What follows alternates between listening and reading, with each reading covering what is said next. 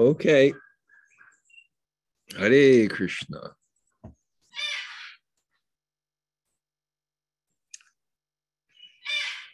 Okay. I'm going to repeat what I did Wednesday. Usually the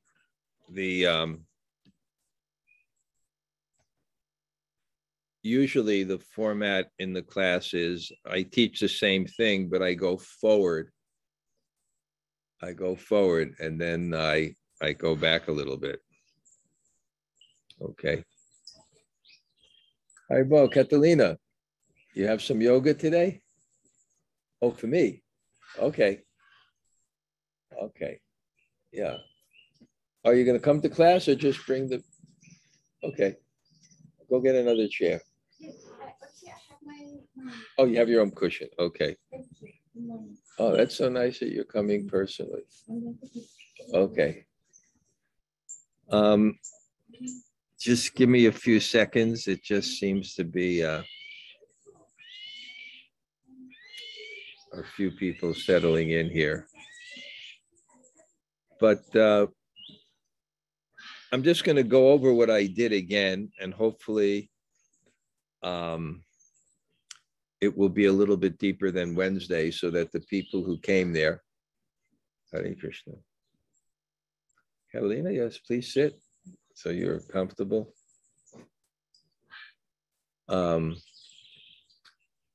Also, remind me, I have another bar for Laura, okay? Okay. And that bread, what's in that bread? Because it's so soft. Grain? Yeah. Grains? What kind of grains? I don't know them all, but I can... Many? I can investigate. Yes. Okay. More than 7. I know more than least 7. It's at least 7. 7 grains. And it's wheat. Okay. Okay. No eggs. Okay, no, I know. Okay, no, it's very soft. Okay, reading from the Śrīmad-Bhāgavatam Canto 10, chapter 46, text 1.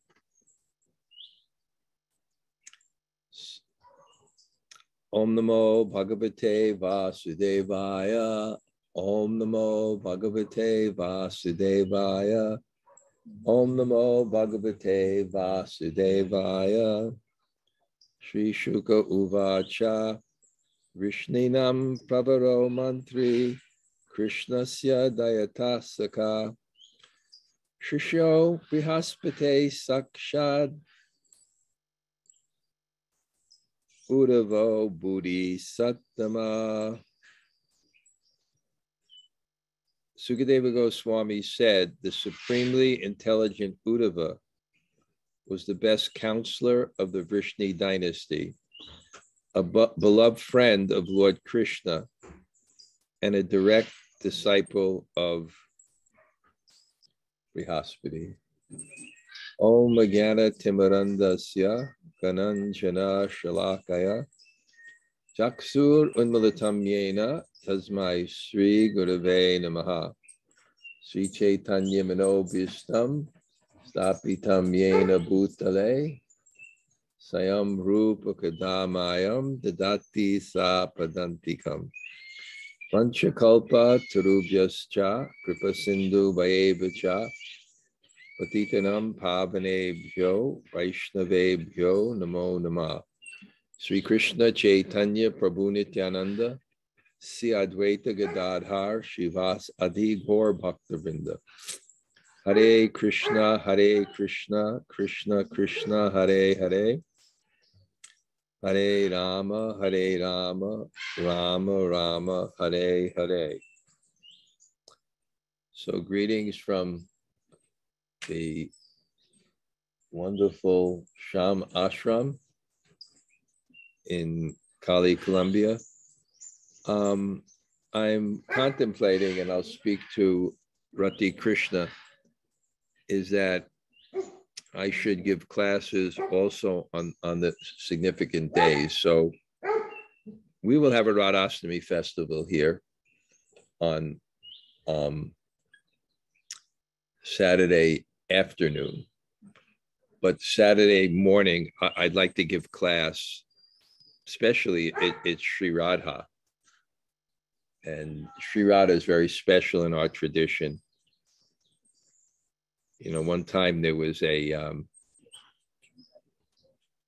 king, and that king he came to Radhakund, and he paid, so humble, he paid Dandavat to, you know, those obeisances around Radhakund. And that was like so humble. And the disciples of Bhaktisiddhanta went to Srila Bhaktisiddhanta, and they were very impressed. They were very impressed, and they said, why is he doing that? And he said, you know, he's worshiping Krishna. And then Srila Bhaktisiddhanta said, that's good. He said, but we only worship Krishna because Sri Radha loves him so much. So there's Aniya Radito Nunam Bhagavan Harir Ishvara. Aniya Radito, there's no one else who can worship Krishna so much. And Krishna and Radha, you can't separate them any more than you can separate a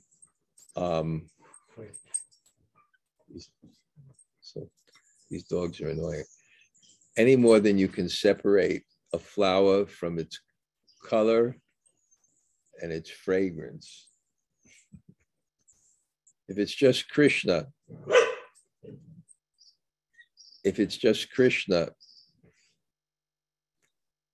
it's a flower without qualities. It's Radha Krishna. There's God and God's energy, and God is God and God's energy. You can't separate it. So I'd like to do something there. And that's such an important part of our theology.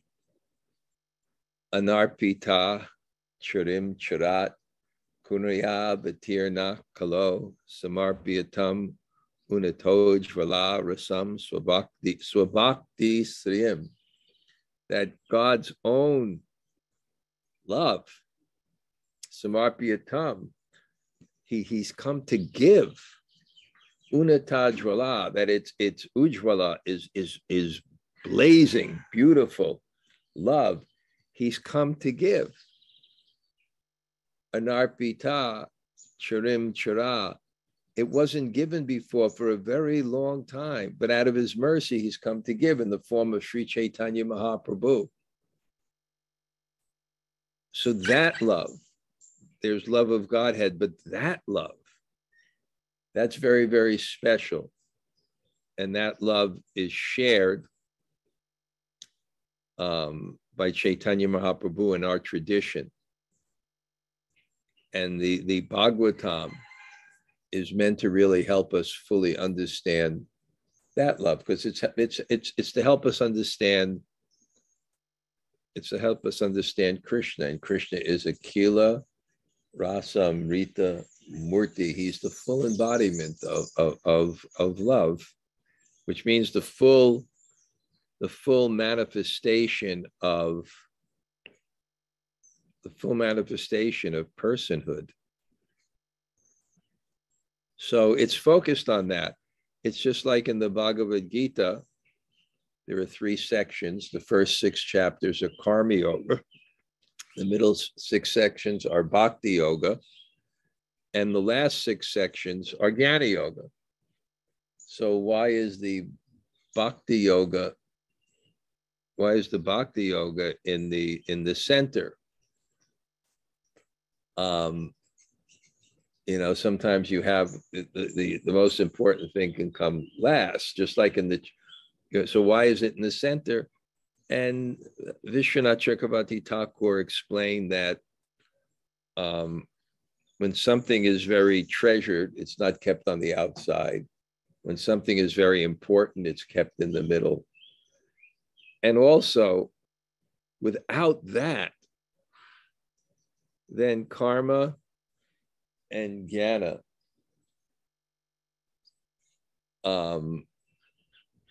don't have value. The cultivation of knowledge and the performance of work, its value is that its value is love. It's not the ultimate goal. The ultimate goal is love, universal love, the fullest love. And that's why it's such a satisfying theology. I think bhakti is such a satisfying theology, because if you want to use some sense, then everyone in this world is looking for pleasure, and pleasure is love. And if that's a guiding principle here, if you have some sense of an ultimate reality, then why should you deny it on that platform? So, and I'm saying this because we're studying the Bhagavatam, and Krishna has left Vrindavan. He's left Vrindavan, and now we're coming back to Vrindavan, but through Uddhava. So that's also a structure of the Bhagavatam. It's just like when Srila Govinda Maharaj wrote this wonderful book, The Embankment of Separation. And he was talking about Radha Krishna's pastimes, and he was describing, and this was demonstrated by Lord Chaitanya's life, that he wanted to experience something, and he wanted to experience the highest love. And love has two embankments, the embankment of union and the embankment of separation. So when the embankment of union became prominent, then Ramananda Roy and Srila Damodar would start singing songs and stories of the separation. And when the separation became too intense, there would be union. And then the prem, the love, would flow at its height. So here in the Bhagavatam, and I'm picking this, randomly I pick stories, but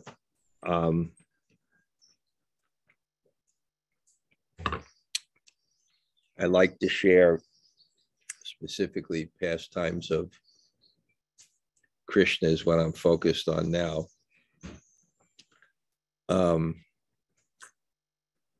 Because we're meant to appreciate that. And the one way that we do appreciate it is by the Bhagavatam, because the Bhagavatam is what's called Rasa Shastra. And Rasa Shastra means it's composed poetics and drama, and it's meant to encapsulate a mood perfectly, which is what drama is meant to do. It's supposed to take an intense emotion and somehow or other recreate that emotion in drama or poetry, so that if you're eager and you're the proper audience, you feel that. And that's so much part of what our tradition is. So much part of what our tradition is our main focus is Taramadye Sarva Shreshte Nama Sankirtan Nira Aparade Poya Paya Premadan. Our main focus is focus on the holy name. And I gave this simple analogy how absorption works in our type of spiritual life. It's like if you have a magnifying glass and you have a piece of paper and you want to burn through the sun, you want to burn the paper, you concentrate it, but doesn't immediately inflame. So it's the same thing with practice of devotion. When there's absorption, there's feeling. And that's how we advance, because our goal is that feeling. What's the goal of bhakti? The Prayojana Tattva is love. And it's a feeling in relationship. And it's a feeling in relationship to God. And God comes, Nama Chintamani Krishna, Chaitanya Rasa Vigraha, Shuddha Purno Nitya Mukta, Namano Binatvam Nama Namano. It comes in the form of the holy name. So if you're focused on it, and focused on it means, because ultimately when we're chanting the holy name, I think we have to understand this. I was reading a book, Śrīmad-Bhāgavatam Swami, called Chant More, and he gave a very interesting analogy. A sound. You're more than welcome. Please.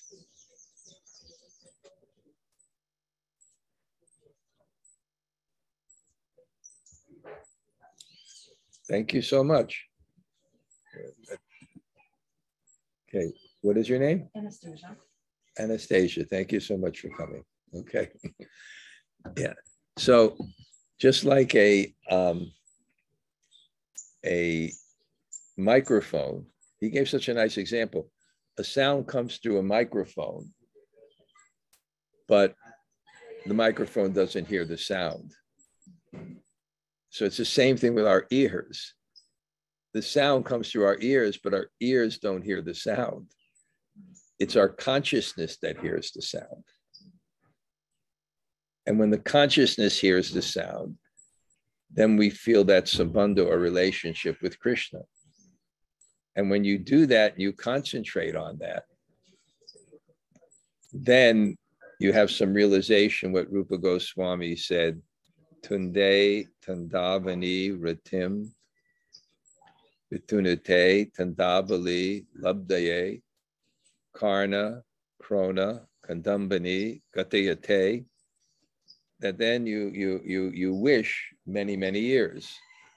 You wish many, many tongues, because actually it is that's the highest pleasure is this, because the essence of the Ladini Shakti, the essence of God's pleasure potency is love. It's Krishna Prem, it's universal love. So that's the highest pleasure. And no one is denying that in this world, in their own experience in this world. They're not denying that what they're looking for most of all is satisfactory relationships and the feeling and experience within those relationships. So we say, according to the Upanishads, rasa vai sakhā, that the ultimate reality is based on this principle. It's a reservoir of supreme pleasure, and that supreme pleasure is love. If there is a God, I don't think there's any way to understand God unless that's the fact. That there's an absolute controller, and what does anyone use his powers for? Everyone uses his powers for happiness. But what is the supreme happiness? It's determined by that ultimate reality, and it's definitely reflected here, and it's what we're searching for. Although sometimes we're disappointed here because those relationships are temporary. And because they're temporary, they're filled with duality. So we're looking for that's our search. So that's what the Bhagavatam is. And what the Bhagavatam does is it according to our theology, it describes that ultimate reality, which is this exchange of love with God in the depth of relationship, because love comes within relationship, and it describes that relationship. And it describes it perfectly in a way that if you listen to it, you feel it. And then when you feel it, then the chanting of Hare Krishna takes on a new meaning. Because the name is not just an arbitrary name, but it's Evam Vritasva Priyanama Krita Chitanu Raga. It's Evam Vritasva Priyanama. It's a name of someone that you love. And when you chant the name of someone that you love, then Jitanu Raga, then from that is born some real deep pleasure of feeling. So it's a whole process. Chanting the name is the most powerful process because it's direct communion with God. But the absorption will have to do if it's a beloved object to you. So that's why we have to hear the pastimes of Krishna. Prabhupada said we advance by the process of chanting and hearing, chanting and reading. So anyway, that's what I'm concentrating now. My old agent is to describe the pastimes of Krishna. So here, I'll set the setting right now in this Leela of the pastimes. Krishna is now a king in Dwarka. It's a different manifestation of that one God. And it's more in reverence. And there is different loves that we appreciate. We appreciate respect. Respect is the love that goes up. Affection is the love that goes down. Affection is the love of the superior for the inferior. In Sanskrit, it's called anugraha. It's mercy. Your love is not mercy when you go above. Your love is mercy when you go down. So a mother in a relationship to the child, it's anugraha, it's mercy. And above, it's respect. So Krishna is in Dwarka, and it is Krishna, but it's not Krishna, because his intimate side is not actually manifest. But it's a sweet type of love. Well, yeah, it's a sweet type of love. There's some intimacy there. For example, he has children there and they have a sense of intimacy, but it's not, it's superior. Wow, I'm getting like a crowd today. I'm complete ecstasy here. It's so nice. Just a simple guy here sitting down, giving class, and then all of a sudden, this is so nice. All those gopis and yeah. attended. Well, someone made a comment, all the gopis. I have to say, it's not just the gopis. I have a cowherd boy here too. But I also have gopis, okay? Somehow there's more gopis coming to Krishna consciousness than cowherd boys, but so I just want to let you know that I also have a cowherd boy here. Otherwise, it's scandalous. Okay, so now Krishna is in Dwarka, and the residents of Vrindavan are suffering the deepest separation. There's one type of pramana. Pramana means evidence. The highest pramana for us is shabda. The highest evidence is if we hear from someone who knows. Then the other pramanas is pratyaksha, direct experience. It's not, for us, it's not as good as shabda because our senses are imperfect. And then there's anuman. Anuman means logic. But, you could say, oh, look, there's a fire on the mountain because you see smoke. But maybe the fire is out. So, but there's 10 pramanas, and there's one pramana, which is the least reliable, but it has some evidence, and it's called lok pramana, and that's called village talk. So if you're in Vrindavan, you go to a particular place, and you'll hear the locals tell the story of the place. It's some pramana, but it's not that. So here's lok pramana. Lok pramana is, why did Krishna leave Vrindavan? And he was at a place called Prema Sarovara. And it's getting close to Radhastami, so my classes may be more enthused with Radha and Krishna. So if you go to Vrindavan, there's a big hill called Nandishvara. That's where Krishna, it's a hill, on top of a hill is where Krishna lives. And then about a couple of kilometers down the road, there's Brahma Parvat, that's Lord Brahma as a mountain, and there's Radharani. So the only way, because Radha and Krishna are not married, but they want to meet. This is very confidential, of course. So the way they meet is kind of sometimes like a Morse code. I would call it Mohan code, but it's they would put a candle and you can see one place, and then they would cover it and you can make dots and dashes. So they say, meet me at midnight. In between the two places, you meet me at midnight. And so they meet at this place, and then Radha is sitting on Krishna's lap, and then the bee begins to disturb. Krishna has a friend, they're called Priya Narma. Sakhā.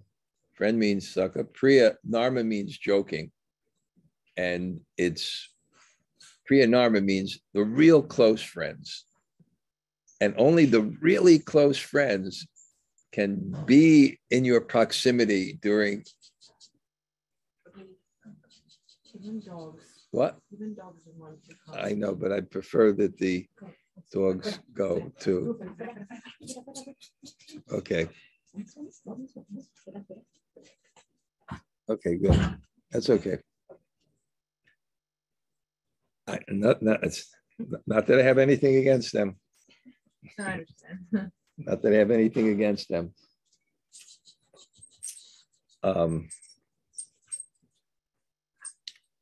So they meet at a point. what? They meet. Yeah, so they meet, and Radha is sitting on Krishna's lap. It's very intimate. And then there's these close friends, and one is named Madhu Mangal. And Krishna tells him to get rid of the bee because it's disturbing. Not that I have anything against bees, but it's disturbing. And so he chases them away. And then when he gets rid of the bee, he says, Madhu is gone. And then when he says Madhu is gone, Madhu means Krishna, because Krishna is Madhava. But Madhu also means bee, because it means honey. So Radharani is at a high state of love, and a high state of love is very emotional. When you're very emotional, what happens is there's no space between what happens to you and how you react. When you're very emotional. That's why the mode of goodness is so good for spiritual life, because what the mode of goodness is, it's the pensive platform. And the mode of goodness gives you a distance between what happens to you and how you react. So that's good, because it can be very destructive if you're just impulsive. So we know how many times we regret how we responded based on our feelings. Not feelings are bad, but how you respond to them. So there's a pensive platform. That's why the mode of goodness, it gives you some time to make a judgment of whether the emotion's not bad, it's how you use it. You can be angry, that's okay, but what is the emotion? But Radharani is at Mahabhav Swarup. She's at the highest form. She's at the highest form. Yeah. She's at the highest form of love. So what is that type of emotion? That type of emotion is so high that later it's going to be described that when Radha and Krishna are in union, they're so absorbed that they have no even self-conception. You want to get out of the limited concept of I? Krishna forgets he's Krishna and Radha forgets his Radha. It's just the love is so intense. So what is that level of emotion and absorption? So when she hears Madhu is gone, she can't even think that maybe, she can't even think that she's sitting on Krishna's lap. It just affects her so emotionally. So she begins to cry. She begins to cry. And in separation. But what happens in that mode of separation, which is so deep, is that the object which is before you goes even deeper in your heart.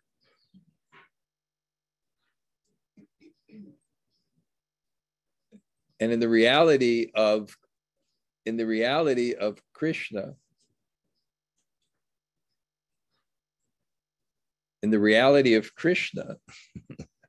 where is Krishna? And that's that great German, I think it was Hegel said, where there is no circumference, the center is everywhere. Where is Krishna? It's not spatial, temporal. Where is Krishna? Krishna is everywhere, but where does he appear? He appears where there's love. And in one sense, that's common to everyone. Where do you appear? You appear where there's love.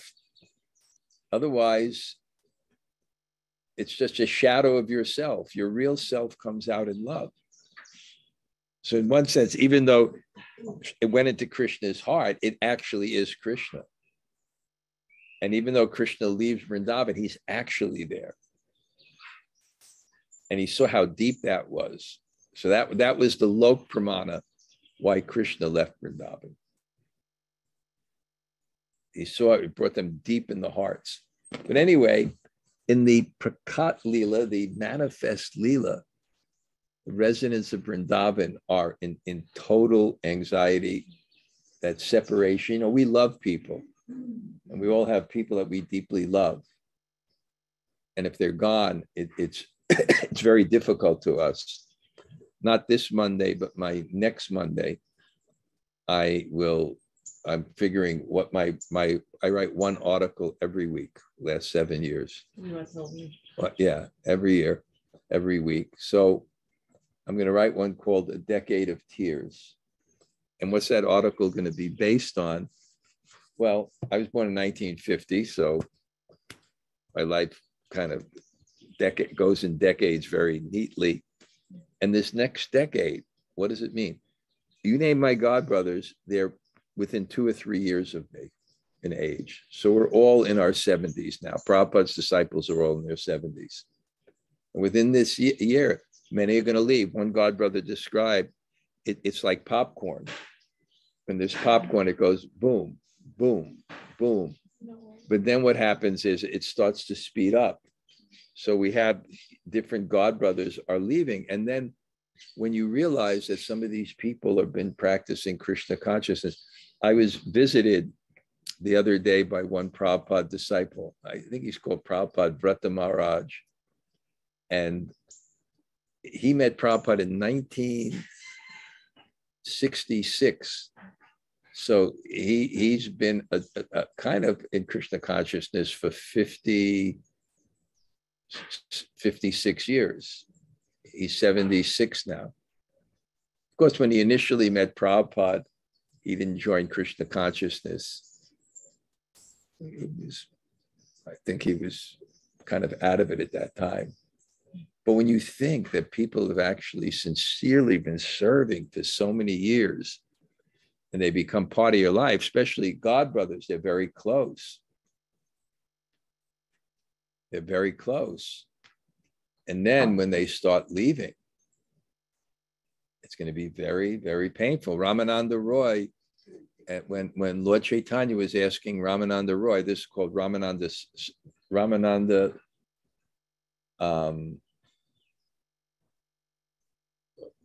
Samvad.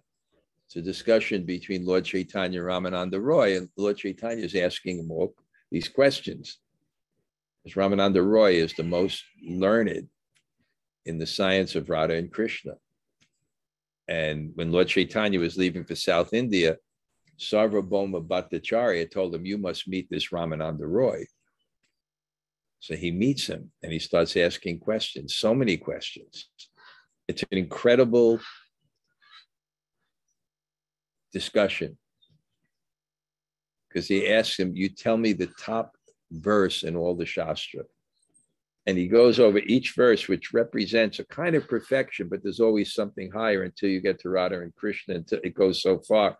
But he asks him, what's the greatest suffering? And it's the separation from devotees. So what does, and the separation from Krishna, so the residents of Vrindavan are in such separation that Krishna has to send someone. So he's thinking, who can I send?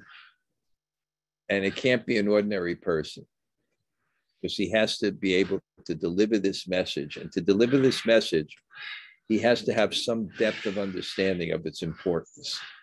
And he has to have the skills. So he's thinking, and then vṛṣṇīnāṁ pravaro mantrī. Mantrī means like a minister or an advisor. And he's the best counselor, the best minister in all of Dwarka. This is the top person. And he has a reputation. What is reputation? A reputation generally in a proper society, not a social media society where you cheaply try to get reputations by proclaiming your great virtue, by criticizing someone and seeing how compassionate and great you are without actually doing the hard work that previously people had to do, by proving their character in society, by proving their productivity in society, by proving their competency in society. So this kind of, but this is when someone was respected for their character. It wasn't something cheap by, I call it virtue signaling. I am so compassionate because I'm taking up this cause. And I go on the internet and I speak loudly. But no, actually, you actually demonstrate it by your behavior and your relationships. You develop your character by people seeing your relationships and how you do. And so he's actually in this Vṛṣṇi dynasty, this thing of great people. He's known. So Krishna wants this person. And he's kṛṣṇasya dayitaḥ sakhā. Kṛṣṇasya dayitaḥ. Dayitaḥ is so beautiful. Yeah, the Sanskrit words, they're more connected with their meaning. The vibration of the word almost becomes like an incarnation of the expression. There's vācaka and vāca. Vāca means an object, and vācaka means an expression of the object. So in languages, it's arbitrary. It just, I don't know, some person recently wrote me an article, someone who is really super intelligent. Maybe, I don't know. Anyway, he wrote me an article, The Origins of Language. You know, he's talking about Sanskrit. So he said, you know, he showed me the article. I said, well, there's no references in these articles. So I sent it to my friend who's a distinguished professor of Indology to actually attest, you know, how language is created, etc. You know, how you associate words.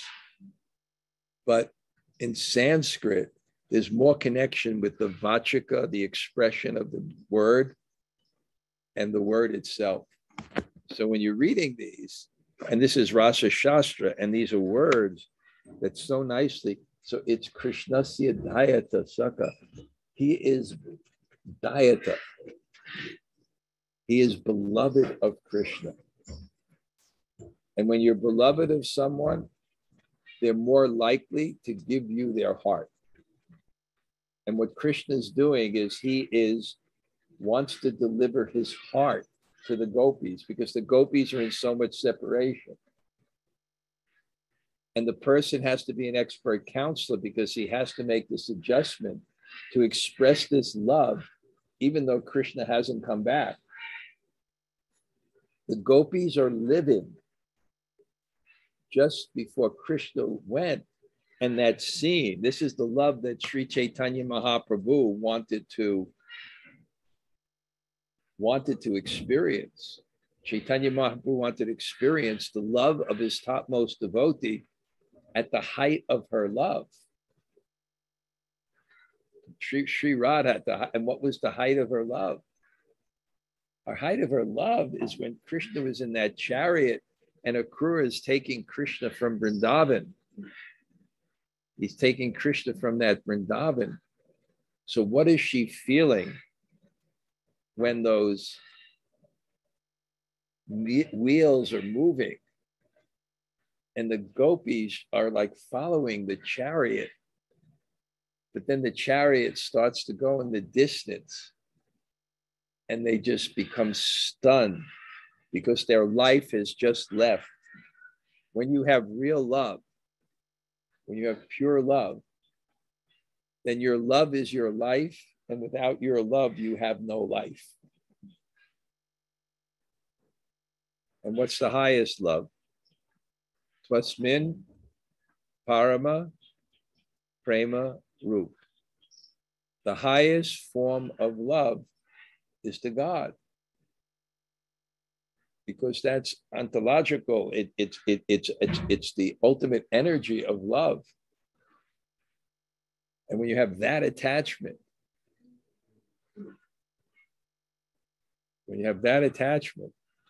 I once read a book on a short book, but it was by a scholar.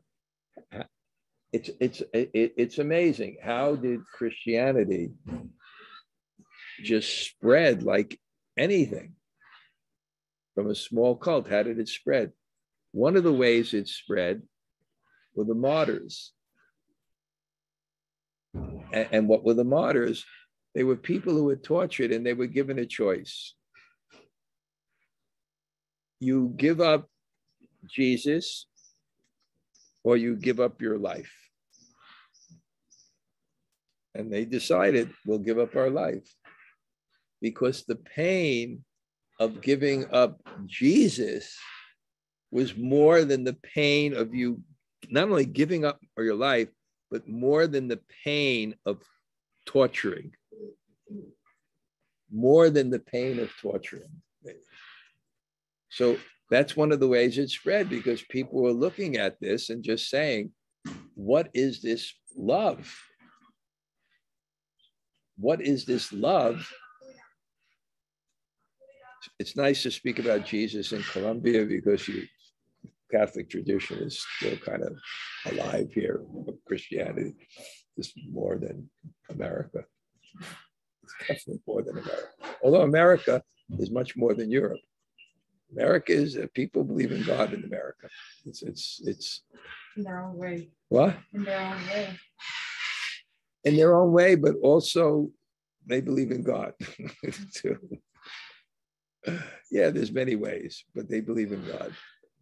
More, I mean, still, it's rare for a politician to come and say they're an atheist, even though most of them are. They still are afraid to say it. But yeah, in their own way. So what was that? What was that feeling they were having? So what was that feeling? And Krishna has to, and how are they living?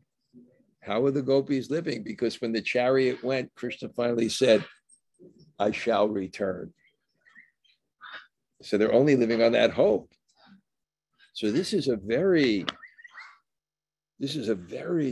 deep task. And he wants someone who is very, very qualified. And who is Uddhava? He knows every subject in the world. And he's Uddhava, and Uddhava means a festival of joy. Uddhava means misery. So what he has to do is he has to go to Vrindavan and he has to communicate. He has to communicate two things. He wants someone to go to Vrindavan who can relieve their distress and at the same time return and explain the level of their joy, because it's beyond duality. Because this type of love is the highest pleasure. So even in the suffering, there's this love, and it's inconceivable. Even in their suffering, they're experiencing this love, this joy. And it reminds me, I always tell that story of that Vrindavan gardener. There was this Vrindavan gardener, and he was complaining to me because there were floods and he lost his rose gardens and he had 5 daughters and there was dowry to marry. And he was like, so, but as he was explaining things to me, and all his miseries and everything, there's a type of joy. In Sanskrit, there's 2 types of smiles. I explained this. One smile is hasya, where you laugh and everybody sees your teeth. And that's because it was a joke or something outside. But when there's happiness inside that a person has, it's not momentary. It becomes their being. And you can see it in their face. No matter what their experience is, you can see. There's people like that in the world. You'll see someone that they just have this natural joy. Then their mouth is not open, but their smile is different. That type of joy. So anyway, he's the sakhād śiṣyo of Bṛhaspati. And what is the śiṣyo? Śiṣyo means one who takes the mood. He's understood the meaning and he's taken the mood of his teacher. He's understood. But there's one subject that he does not know. And he has to learn that subject. And what is that subject? The prema of Vrindavan, the prema of the gopis. And it's also set an example because he is the disciple of Bṛhaspati. He's so learned as the disciple of Bṛhaspati. He's so learned. And not only that, he's buddhi-sattamaḥ. His intelligence is the top intelligence. This is the most intelligent person who has the most learned guru. And what happens when he goes to Vrindavan? He meets the gopis and he sees the level of their love. And then what happens to this most intelligent person?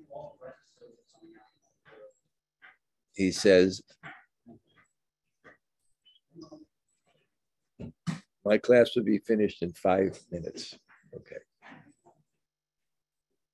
What happens to this intelligent person? He says, I thought I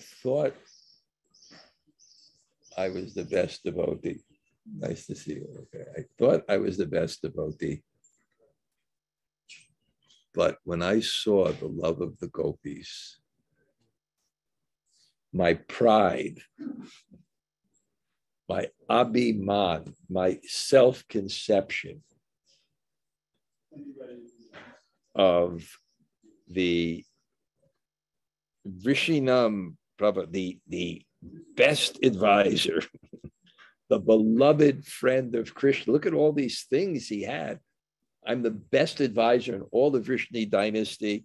I'm the most beloved of Krishna. I'm the direct disciple of Bṛhaspati, and he's buddhi-sattamaḥ. He's the most intelligent person. He said, my pride was crushed to dust. So this is actually the message of the Bhagavatam. The message of the Bhagavatam is that dharmasvanushtita pumsa viviksena katasya apadiye yatiratim shrama eva kevalam. You can do everything perfectly, but if you don't develop love,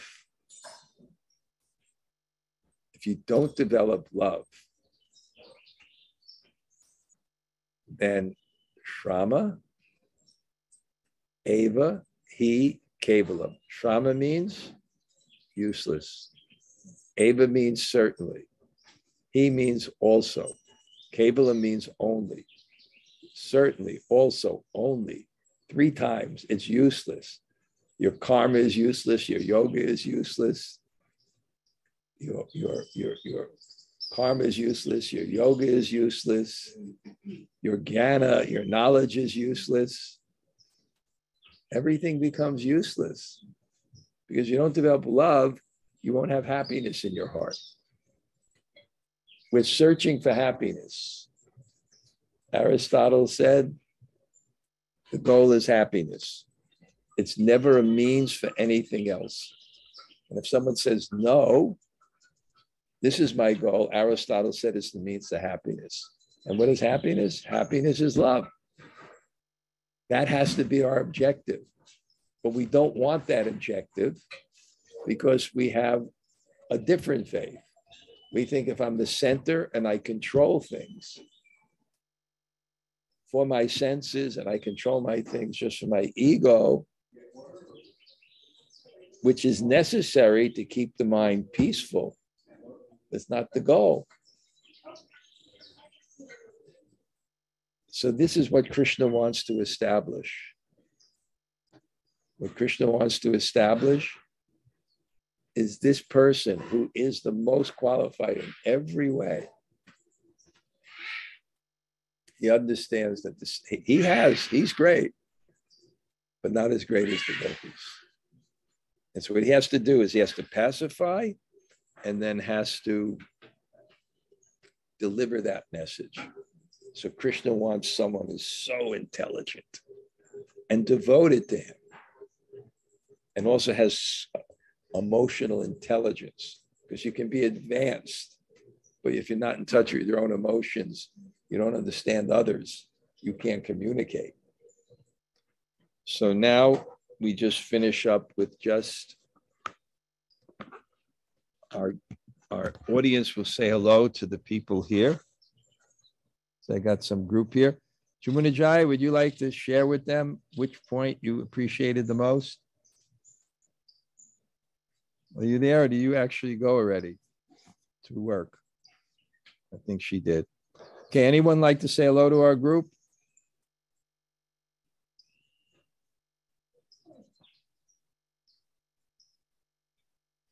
Hare Krishna. Hi, everybody. Hi. Wishing I was there. We're trying to get Simon here in the middle of March, so I'm going to give you 6 months in advance. Okay. To arrange your schedule. You can be here. Okay. All right. Thank you. Where are you now? Don't tell me you're in. I'm in Brooklyn. Yeah. I can't believe it. Okay. At any point that you would like to, you remembered? Oh, listen, just, the whole universal love in the heart is something that, that I'm constantly working on.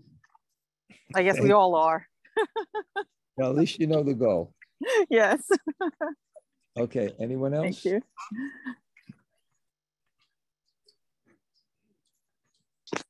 Hare Krishna, Guru Maharaj, Tota Gopinath here. And Kishori Radha. Okay. We'll see you guys soon. Next week, I guess, right? Yep. Okay. Anybody else?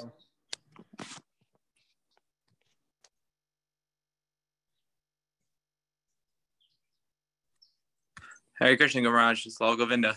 Thank you for class. Hey. All right, Wow. well, I'm coming back Monday. Okay. Next Monday? The Monday after next. Yeah. Yep. You'll be back in the morning? I'll be back early in the morning. Okay. I'll send you an email. Okay. All right. Harry Ball. That's my barber. He comes over, he puts a cloth on me. He's also in my community, like the top Brahmin too, who worship the deity. But he cuts hair, so for women, but also for men. Okay, anybody else? Say hello. Hare Krishna Maharaj. Isabel, we miss you. How are you? I miss you all very much too. Okay, great. Thank you. Thank you for class. Have a great day, everyone. Okay, anybody else? Hare Krishna, Gurudev. Haribol. Okay, they're from Iran. Hello, everybody. Where are you now? Where are you? In Tehran. In my Tehran. room. Okay. Yeah. Thank you very much for the class. Thanks, Maharaj. Okay. It's beautiful where you are, Maharaj. It's very beautiful. Okay, one more. Okay, we'll Hare end. Krishna Maharaj, this is Yamada Tarada. Whoa, that looks, whoa. Hey, well, Maharaj, I have a guest today, so how do we say hello? Oh, there you go. Hey, let's see Nisringadev. Oh, wait, hold on. It disappeared completely. Okay. That you're what? You're not doing your mystic stuff again, Joe. Okay. Thank you for class, Maharaj. Okay, that. Okay. Well, and